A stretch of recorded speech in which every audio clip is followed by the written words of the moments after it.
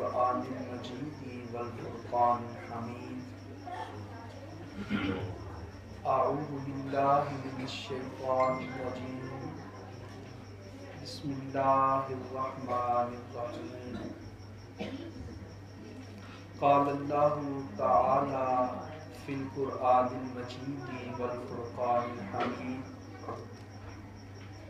قل بفضل اللہ وبرحمتہ فبذلک فلیفرحوا صدق اللہ العظیم ان اللہ وملائکتہ یصلون علی النبی یا ایھا الذین آمنوا صلوا علیہ وسلموا تسلیما صلاۃ و سلام یا رسول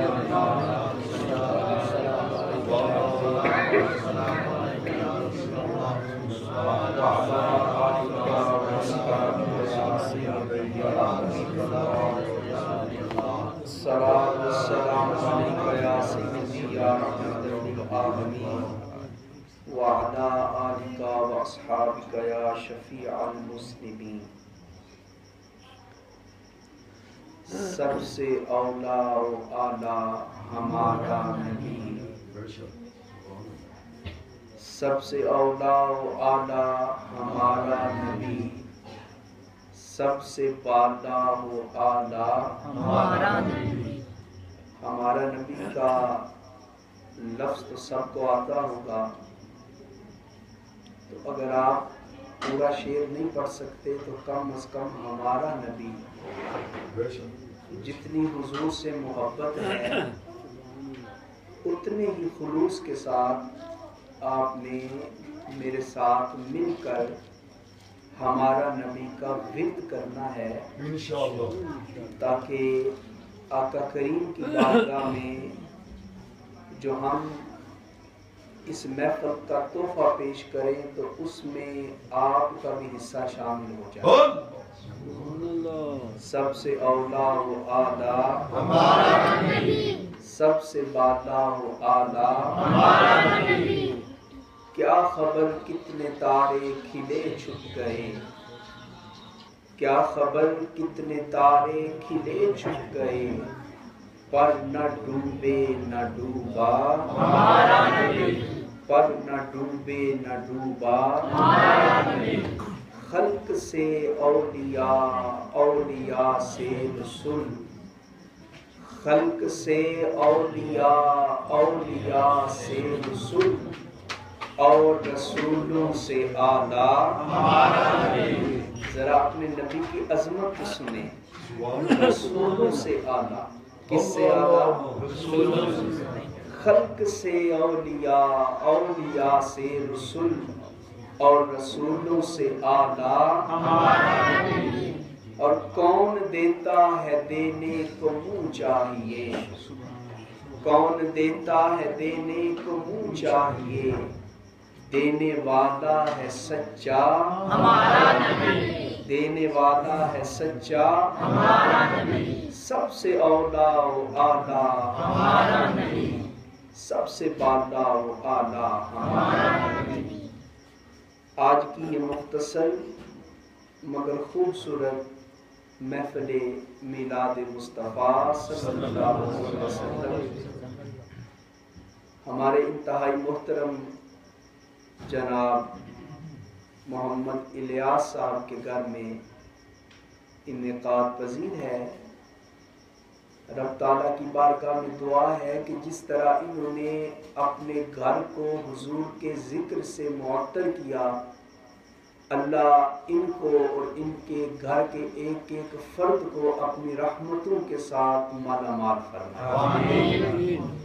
ان کے بزرگوں کا سایہ صحت و سلامتی کے ساتھ ان کی اولاد کے اوپر اور پھر آگے ان کی اولاد کے اوپر دراز اور قائم دائم فرمائے۔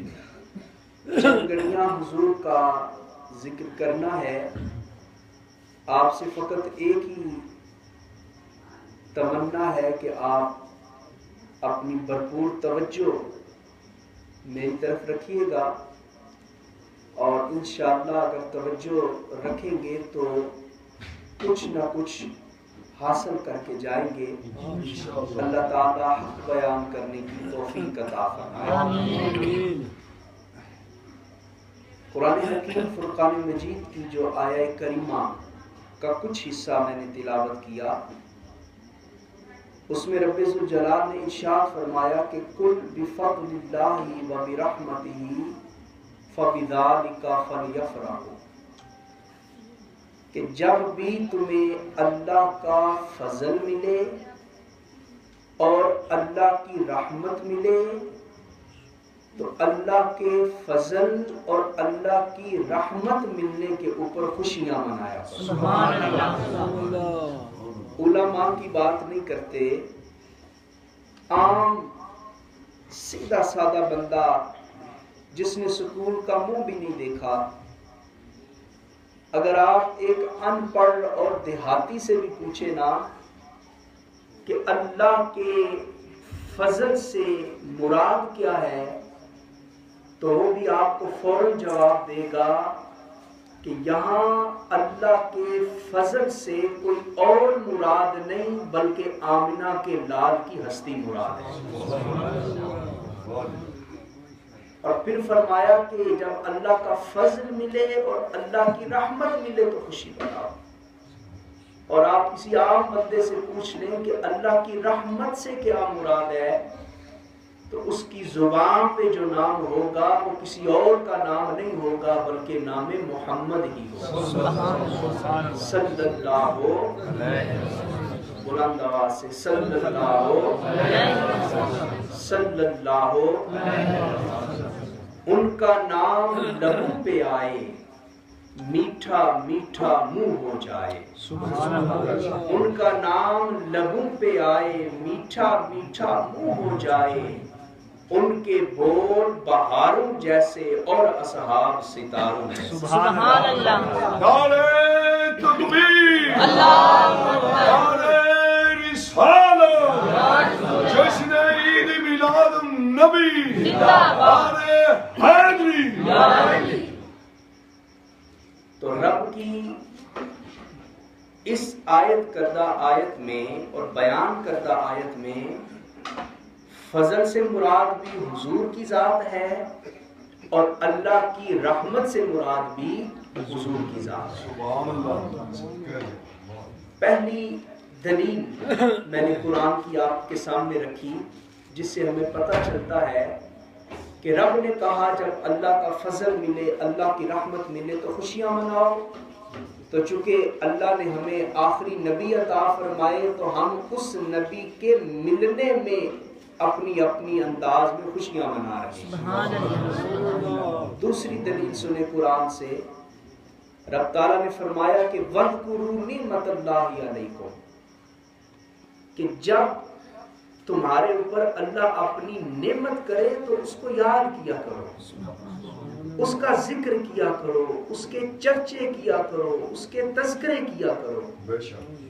अब कुरान दूसरे मकाम पे कहता है कि व इन तउद्दू निअमतल्लाहि ला तुहसूहा, कि अल्लाह ने तुम्हारे ऊपर इतनी नेमतें की हैं कि तुम अगर अल्लाह की नेमतों को गिनना चाहो तो अल्लाह की नेमतों को गिन सकते नहीं। अल्लाह की नेमतें ला महदूद है, अनअकाउंटेबल है, वो गिनती से बाहर है।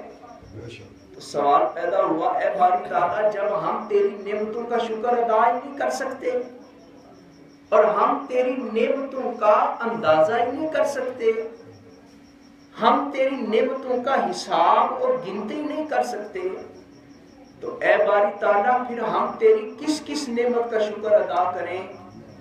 तो जवाब मिलता है लक़द मन्नल्लाहु अलल मुमिनीना इज़ बअसा फीहिम रसूला, ऐ लोगों मैंने तुम्हारे ऊपर बड़ी नेमतें की हैं, तुम तमाम नेमतों का शुक्र अदा नहीं कर सकते, लेकिन मैंने तुम्हारे ऊपर जो सबसे बड़ी नेमत की है वो नेमत ये है कि मैंने अपनी शानों वाला रसूल तुम्हें अता फरमाया।